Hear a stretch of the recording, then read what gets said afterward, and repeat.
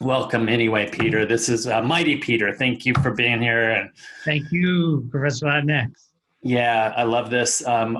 Peter, I was just, the other day I saw announced this Academy Aperture. So even before we jump into Penny Dreadful, city of LA, Los Angeles, it's interesting, this Academy Aperture 2025 and, the Academy awards, like, putting these new kind of inclusive, standards in the films that they're going to be considering. And just, I was wondering from your side of the table as someone who, is, in the industry, what was your reaction?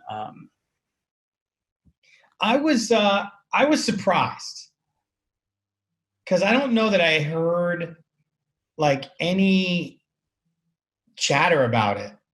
It just sort of came out as this announcement. Now, I'm not in the Film Academy, so maybe those discussions were being had, but it was surprising to me. And I was, to be very honest, it's the kind of surprise where I've almost been afraid to read the specifics. Like, I've seen the online buzz about it, and I've seen people's excitement, and I've seen people's reservations, and I almost didn't want to unwrap that present because I don't want to see if the sweater fits. I kind of want to leave it in the box. Yeah, no, I get it too. Read it? Did you read it? Yeah, I did read it, and Tell me, give it to me. I was a little bit. I was excited, surprised, excited, and then kind of at the same time worried that yet again we're going to have, and I don't know what the solution is, and maybe this is the solution. I'm a proud product of affirmative action. Like, I will tell you till the cows go marching home that it worked, and I think it works, and we need to continue it until there's a level playing field. But one of the things that I faced as an affirmative action kid at Berkeley was roommates telling me, oh, well, why Fred got in and things like that. Yeah. And which is a bunch of BS, right? Yeah. And but I'm just like, the worry part is like, shit, now we're gonna have these killer films, and we're gonna have as they're wanting at least one lead that's underrepresented as in the acting spaces, at least 30% of the secondary roles, background roles, somehow underrepresented LGBTQ women or physically, cognitively disabled, interesting, more diverse storylines, and of course the leadership, the writing and the filming and everything. But then I'm going to be like, what, we're going to start winning all this stuff. And then, we're going to get all those, well, we know what Fred got. Yeah, I know. And that's the rub on any access program. Like, I'm a product of an access program, the ABC Disney Writing Fellowship. And that's always been the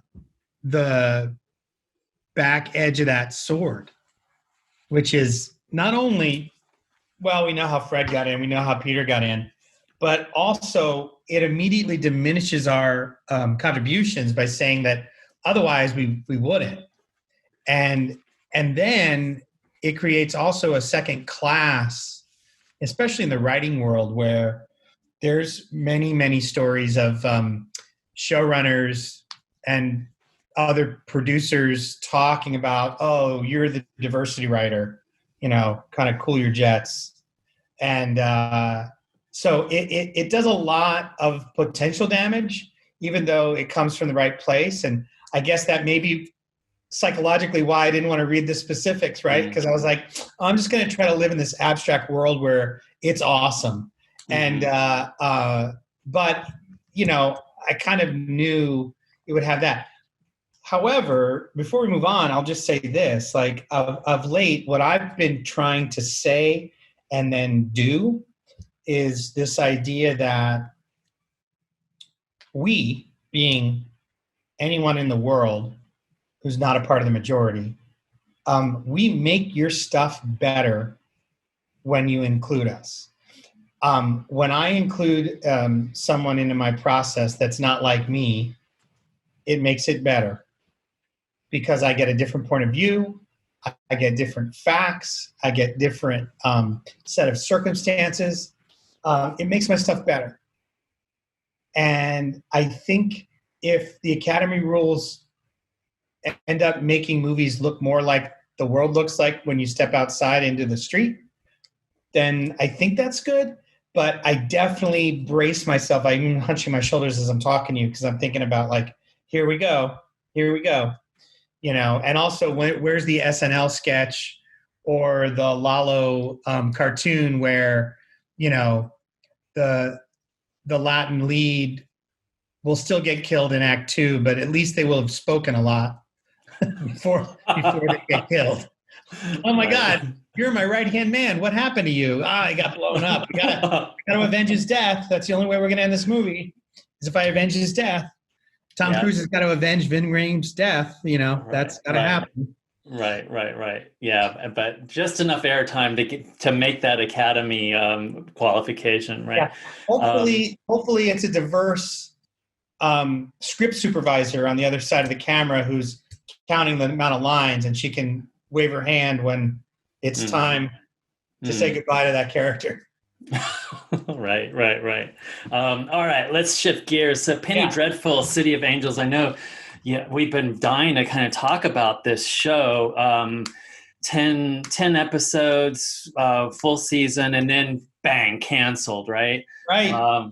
But like, God, there's just, I don't even know, honestly, Peter, I don't know where to even start with this thing. Maybe should we start with some of the good things and then kind of go, okay. Yeah, let's start with the good things. All right. So, I'll tell you, I like that we have like three brothers, Latino brothers, and they all, kind of in their different ways are complicated, and,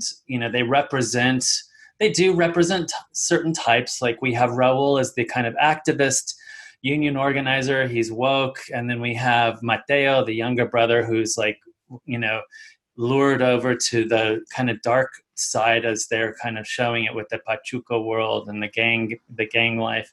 And then, of course, we have the model minority first detective, Coconut with Tiago. But I like that. I like the range. We're getting some, some complexity there, even across these sort of brothers and the different generations. I also like that, heck, we've got like LA, and it's a different era, and it's kind of suspense noir, pulpy, Penny Dreadful kind of a thing. And we got 10 episodes, a full season, and the whole thing is propelled by basically the Latinx kind of core of the story. So I'd say those are my tops. Okay, my tops are the bringing to life that time and place in Los Angeles. The Bunker Hill, which is gone. That neighborhood is gone. And I know it was studio trickery and all that stuff, but like it excited me, the visuals, enough that I remember after maybe the first or second episode getting on YouTube and doing like a deep dive, because there are, very primitive video, like minute at a time, 2 minutes at a time, of like a camera in a car moving through this neighborhood that doesn't exist anymore. I'm sure the production designer must have used some of those videos to inspire them. And so that was very exciting. And I even went so far as to find the studio where they shot it. And I drove out to sort of see it while it was up. And so it was cool. I think the amount of representation on the side of the camera that you're shooting was great. As you talk about those three brothers, I think that they did represent three different types, maybe tropes. When you talked about the lead being the model minority. And I also felt like there was complexity of character, but not always in the Latin space. So I don't want to get into that yet. But I feel like overall, the writing showed me that the team was able to handle the complexity of character with, that doctor who was, a good doctor, but a Nazi, and the detective, Nathan Lane's detective, also the Jewish friends that were trying to hide that kid. And they had to make some very difficult choices, and it just all felt, even the woman in that group, when we peeled her back, we found out that she was, an anarchist from way back, and kind of when somebody was talking about how tough it was going to get, and she was like, "Oh, don't you believe me? I know how tough it is." So I really thought the complexity of character and the potential for the Latin characters to be drawn that complex was there. The skill set was there. Yeah. Yeah. Yeah, no, I agree. And I would have loved to have seen more of the little sister, right? Yeah. Josefina would have been great. She's there a little bit and kind of pops back in toward the end. But I thought she could have been there. That was a lost opportunity. And then, of course, let's just jump in and start talking about, the kind of the stuff that does go wrong. And then at the end of this, I do want to ask you, I'm just preparing you, Peter. Sure. I have some ideas, but I'm not a writer of TV. How in the end, I wonder, with everything that went wrong, how there seemed to be so much potential to get things right here. But let me jump in here and start with Sure. this idea of the white optic and who the real kind of, John Logan, we know he's had a pretty kind of, uneven history of writing and even writing really bad stuff like The Last Samurai. But I just wonder if in the end, that's the thing that trips this show up. Yeah, well, he's the showrunner.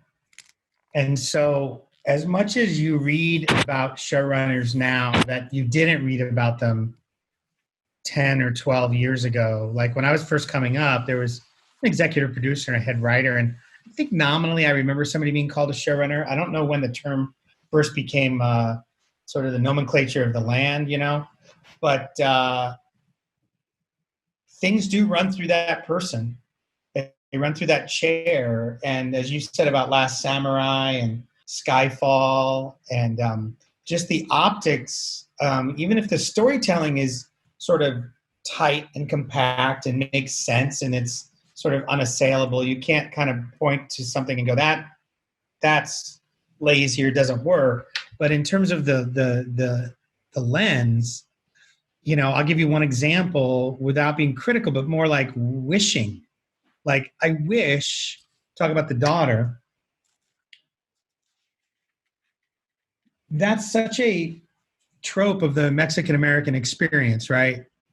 Our children want to throw off the shackles of our culture and do something different, right? And so that's not to say that that's not right or wrong, but is there more pathos and more humanity and more complexity if a girl that age is doing exactly what her mother wants and being sort of criticized by her brother, like keeping all these characters tight and on top of each other, like the brother that's gone out to be the detective coming home and saying, "Hey, sis, did you know when I go into town that there are, girls that are going to secretarial school," or whatever that equivalent of the day is.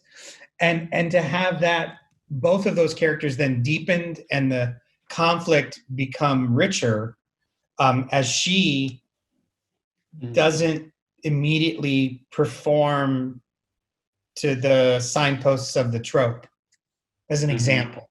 And I think that along with that comes a little bit of understanding of like who we are, right? To understand that. because Tiago, while being a coconut, he is trafficking in a world where he gets to be a messenger when he comes home. And those messages don't always have to be negative. They can be positive and confusing and all those kinds of things. And so that's an example where I feel like that would have been better, right? Mm-hmm. Not just more her, but how do we approach her? Mm-hmm. And get her to the same place. Get her to the same place. Going to that temple and finding her way there. But imagine the amount of guilt and complexity on Tiago's part if he felt responsible for putting her out into the world. Mm-hmm. And then he found her there.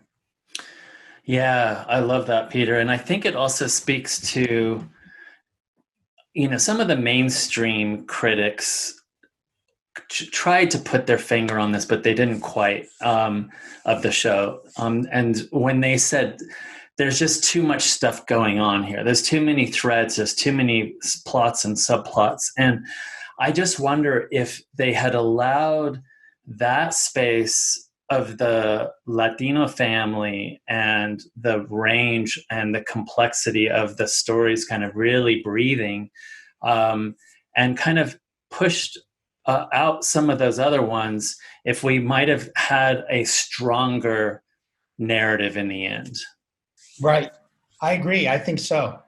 And you still can do some of those. You can do all that you did, but you drive it all through that dusty neighborhood, Mm-hmm. And I think that what ends up happening, and I know there were some strong episodes of the show, and I looked up, the writer of record of those episodes, and one of them was the writer of the Motorcycle Diaries, wrote, I think, one of the strongest episodes of the series. And so I think given the chance, those characters can do that. There was enough there. Mm-hmm. But I don't know if someone like John Logan trusts that. I'll give you an example with respect to all the participants. I was on a show, maybe I won't say the names, but people figured out if they want. I was on a show where it was two families, a white family and a Latin family. And the casting of the pilot happened. And then, I got hired after the pilot, and I'm now on the staff and we're going to work. And there was definitely a concern on the side of the network and the studio. And I don't know how much the showrunner, but he was listening to them, that, we know the guaranteed two leads on the white side of the family are gangbusters comedy-wise. We're not as sure about the couple heading up the Mexican-American house. We're not as sure. And so there were conversations pre-production of the series about, do we need to create, like a third, like a grandfather who can be very funny by design in that space over there? And can we do this? And so there was just a lack of trust based on a lack of experience in comedy by some of these actors, based on the fact that we don't get many opportunities to do comedy. And you can see how it cycles through over and over again. Like, there's no way for them to have trust because they don't have the resume, but there's no way for them to get the resume. And so when we got to the first table read, we didn't add that character. My boss stood his ground in a good way. Like, that seems ridiculous. And he bet on those actors. And, one of those actors just killed it at the table read. And so you walk out feeling a little bit like, oh my gosh, look at that. But that didn't necessarily gain as much ground as we thought. Like, we thought we had won the war, and really we just won that battle. I think the network and studio was always going to be a little nervous about it because they just want people to be pros. And we just need those opportunities to create the pros. Yeah. Yeah. No, you're right. I think that's part of the Logan problem of, like, can I give the full narrative over to that house where all those people live? Can I give that full narrative over there? Right. Yeah. And trust that gravitational center will be exactly that, and pull it all together in the end. In the end, I understand why the critics were kind of like, wow, this is, there's just too much going on, because it's like a, what is that? What is that? That's not the centrifuge, which brings it together, but the opposite. And when we could have had, I only know it as a carnival ride called a tilt-a-whirl, but I'm not a scientist. Exactly, but that's perfect. Speaking of which, so that was another thing that was kind of interesting to me.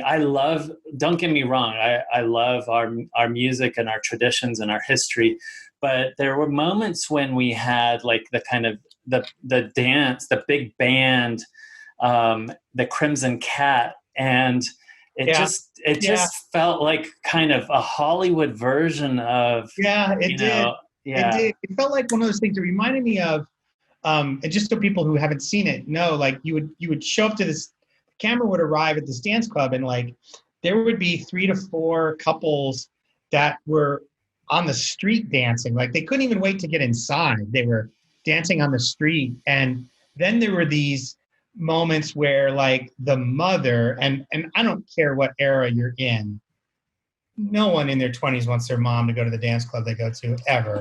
Like you can tell me that you have no budget as a production and you've got to use that location. Like you can tell me anything you want, but there were moments that felt very fake like that. And it reminded me of a story in William Goldman's Adventures in the Screen Trade, when he was talking about writing Butch Cassidy and the Sundance Kid. He came across this truthful article about Butch and Sundance convincing the governor, I think it was of Nebraska, it might have been Wyoming, but they convinced this governor to let them go with just the simple promise that they would never rob a train or a bank in that state ever again. And he let him go on faith. And William Goldman was like, this is such a great example of like Butch Cassidy's ability to charm people. And he kept it in many, many drafts of the screenplay, but every time he turned it in, the studio and the director were like, this doesn't feel right. This doesn't feel true. And he would argue with them like, this is the one true fact in this movie. But he eventually gave up on it and it became part of his book. He goes, look, sometimes true things don't fit. And so I remember flashing on that story when I saw couples dancing on the street. And I thought, even if your research told you, yep, in front of these Pachuco clubs, people danced on the boardwalk, I wouldn't do it anyway. I would say it just feels weird to me, like we're starting a musical. Yeah, it felt like we were in a different movie. You're totally right, or a different kind of a genre of a TV show. So yeah, let's talk about, speaking of the Mama Maria, and again, in my book, this was a real lost opportunity. You have this extraordinary actor, oh my God, and she's kind of reduced to this figure, like, where she's, either seen with the son dancing at the Pachuco Club, the Crimson Cat, or she's seen praying to Santa Muerte. See, and she is probably the tropiest of the bunch. Like, there's just not much there. There's hand wringing, mijo, mija. There's praying. Later, I mean, she does have one moment of strength when she stands up to the monster in the other house, but it's very late in the game for me to care about her at that point. And she also has maybe my least favorite couplet of dialogue in the whole series, which is when her daughter comes to visit her at the white rich house, and they have this argument in the driveway, and it's the two of them, and they're all by themselves. The mother says something like, the daughter says something like, I'm angry, or I'm upset, or I'm angry. And the mother says some version of, well, we're Mexicans, that's what we are.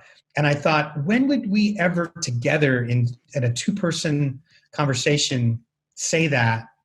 I would just say, well, we're Murrieta's, that's how we talk, or I wouldn't even say that. It just felt very much like she was in service of the cultural ambassadorship to the audience to tell everybody that we're pious, that we want all our babies to stay home even into their 30s, and we're passionate and we're superstitious. Yeah, especially the latter.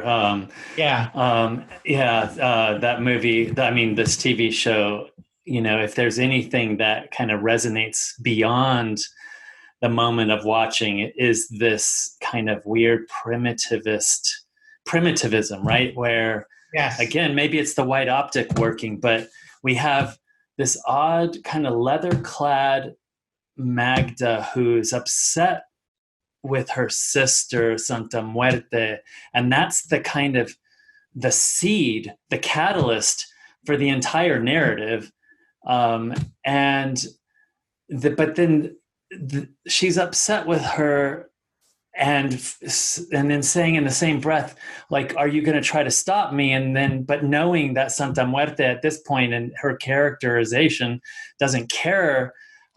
Anyway, the whole thing, and that's our catalyst. And then Santa Muerte, who is like, I don't know, wearing these odd kind of, what are those contact lenses that make her eyes look kind of jaundiced, and who doesn't really, I don't know even how she's a villain, because she doesn't. She's supposed to care at the beginning, and then like she doesn't, and also the way we meet her, where like when you talk about primitivism,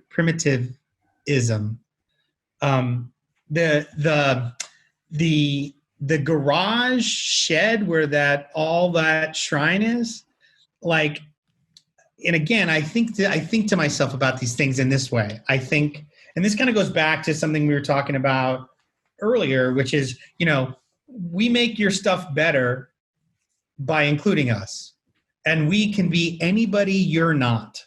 That's a real good statement. So is there anyone in the room, in that writing room, that says, as poor as this family is, and as cramped as that house is, who let mom spend all that money on all those candles and trinkets and take up all that space in that garage that could easily be used as an extra bedroom? That seems weird to me. And furthermore, if I got pushback on like the visual and the cinematographer, I'd say that's fine. But I just want to say that. And it's also an opportunity to have a conversation and say, I don't know when, but I'm sure it's existed. I just haven't seen it. But why not kick that entire story off with a scene in mass? Like, if you want to have some fun, let's have some fun with mom, where mom smiles and nods at the Irish priest. And let's start to talk about the way Mexican Catholicism has disguised itself inside of Catholicism, and all those different things that still are one-for-one substitutions. Like, let's do that.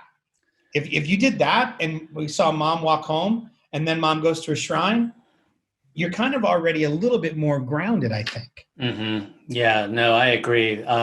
Something completely inorganic about that, the way they built that space, and it's the way they try to kind of shoehorn that into the story. I agree. And then also, I mean, honestly, like, how many crosses can anyone have? Like, but she bought them all. She bought them all. She went to the, what is it called? The place. She went to the, the candle store. What do you call it? Where we get the votive candles for the altar and all that. Yeah. She bought. Yeah. She's like my grandfather, who, God rest his soul, would occasionally, spend his paycheck at the bar before he got home. Like, she got paid for being a maid and went right to that store and bought everything, and then showed up at home and was like, I don't know, they didn't pay me very much. Like, she's got a problem. She's got a real problem with candle buying. No. So let's take a step into this space with So we have Magda, who is, looks like she just got off a motorbike in this kind of leather clad outfit. And then we have, Santa Muerte. And Santa Muerte, I mean, obviously I know she's like become really popular in the last couple of decades. And I know she's very popular, like in the narco culture and all of that stuff. But I,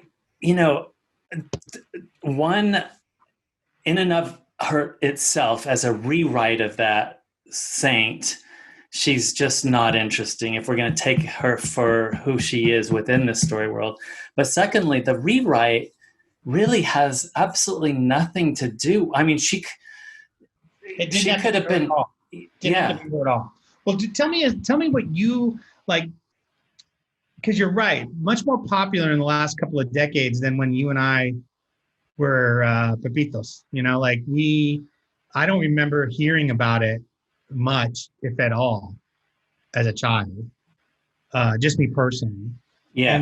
And then when I did hear about it, I think what I heard, if I'm just jogging in my memory, is the job to bring safe passage to the afterlife. Like there was a legitimate job that was described to me anyway. I don't know about you, but the idea was like, oh, this is the person who makes sure you get where you're supposed to go, almost like the ferryman in a way. Like, yeah.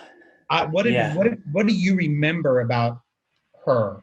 So I just remember her coming up on. So when I would visit relatives in Mexico, occasionally it happened to be, during the Day of the Dead celebration, and I remember going with cousins to the cemetery and hanging out. We didn't do much. Some older cousins would kind of drink a beer or whatever. And I do remember her coming up as the lady of like the dead, Santa Muerte.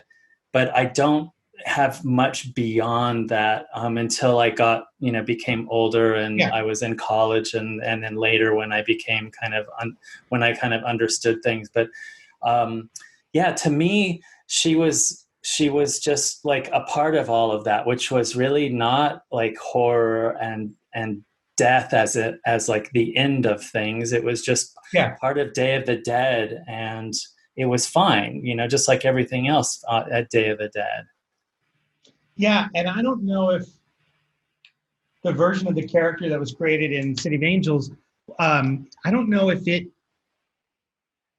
was properly explained in and of itself. Like, let's even forget that we're giving out a report card, because we don't want to do that, of like, did you get it accurate or not? But like the terms of itself, it seemed like, you're right, there was this fight between the deities, but it was not clear, especially as Magda confronted her later, like, you're not going to step in for them, are you? And that seemed to frustrate Magda, that she wouldn't step in. And so I don't know that I left that scene or that episode feeling like I knew what she would do. I only knew what she wouldn't do. But I don't know between the two of us if we got the same takeaway. Yeah, no, it was a really, as the catalyst for a 10 episode season, it was really weak for it to kind of rest on that. And there was a moment I did a search the other day because I wanted to see where Santa Muerte has appeared in pop culture.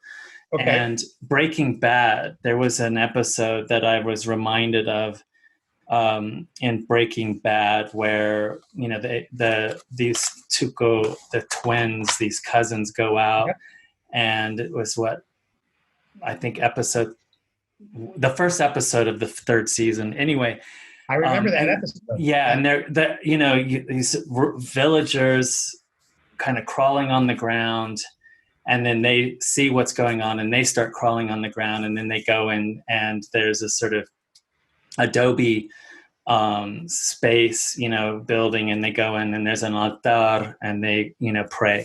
And I was like, okay, this, reminded me too that in pop culture, in and through a white optic, honestly, maybe that happens.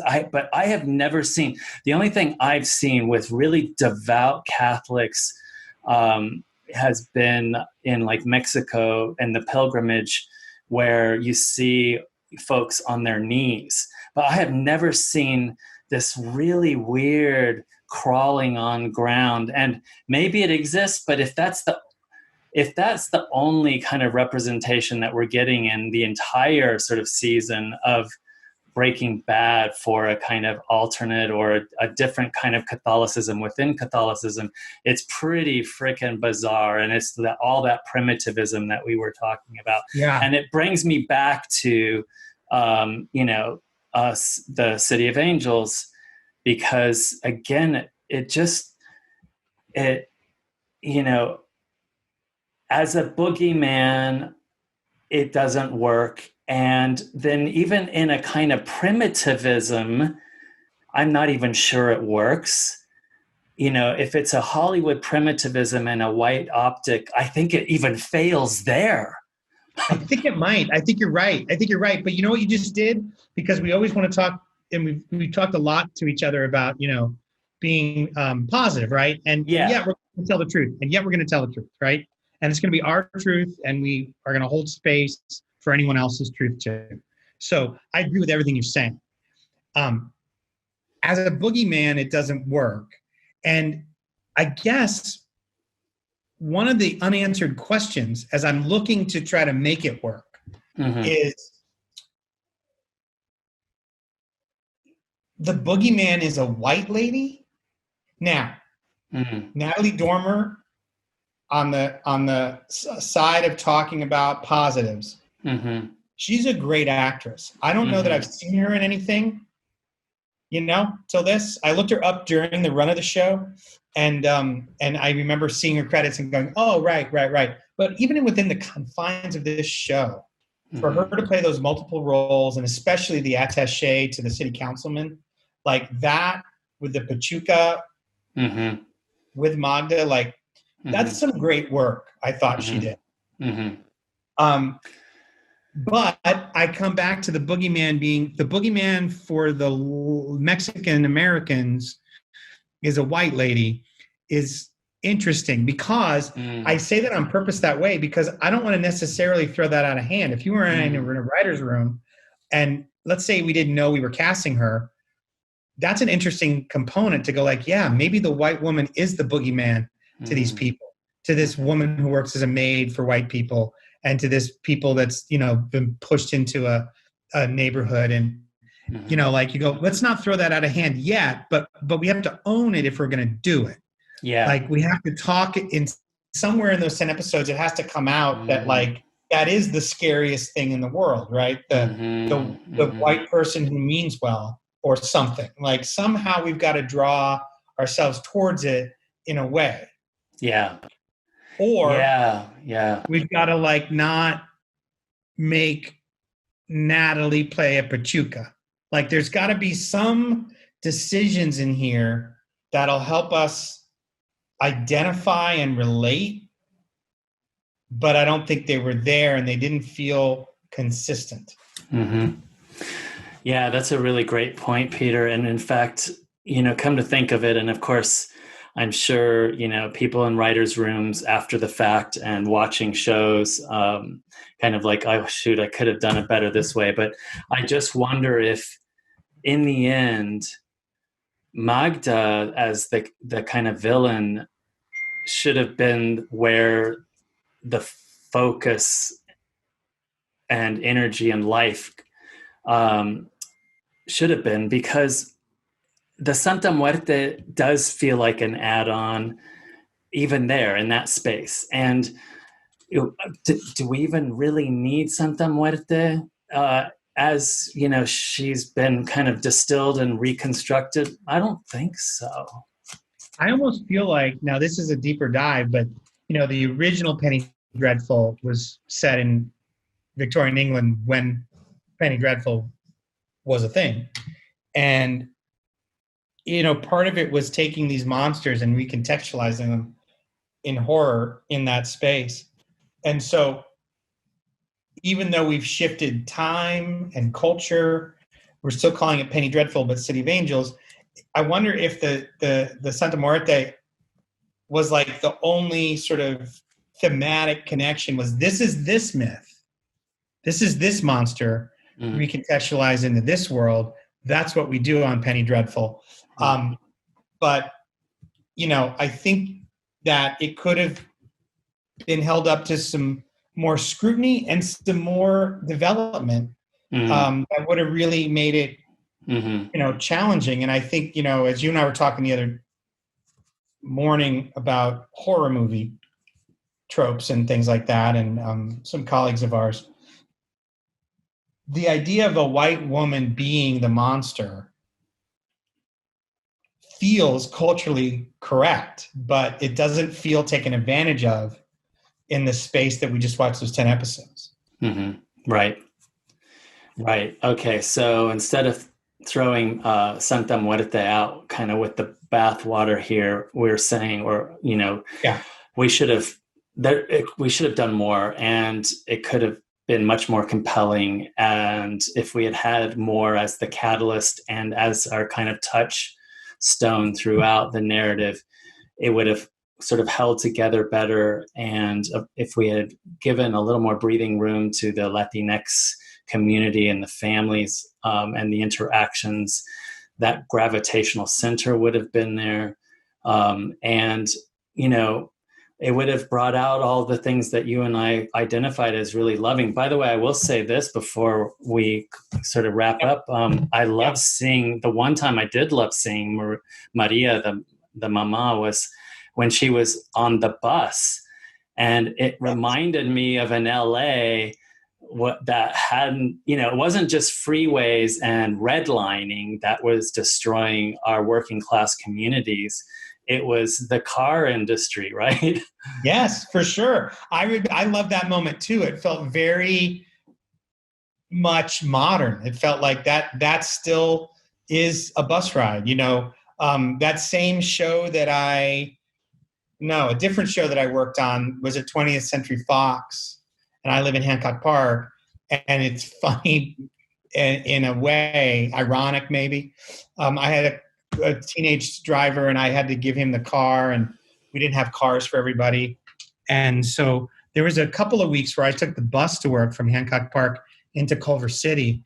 And I would go real early because, of course, the LA bus, you got to count on it being late, count on transfers and blah, blah, blah. And so I remember sitting on that bus, and it was coming from the east side of town, and I'd get on it, and it's a bunch of people heading 2 or 3 more stops after me to go to work in Beverly Hills. And I remember texting my dad and saying like, wow, I'm doing a lot better and I have a lot of privilege, but I'm a Mexican going west to work in the morning on a bus in Los Angeles, and that was a very great moment. So thank you for pointing that out.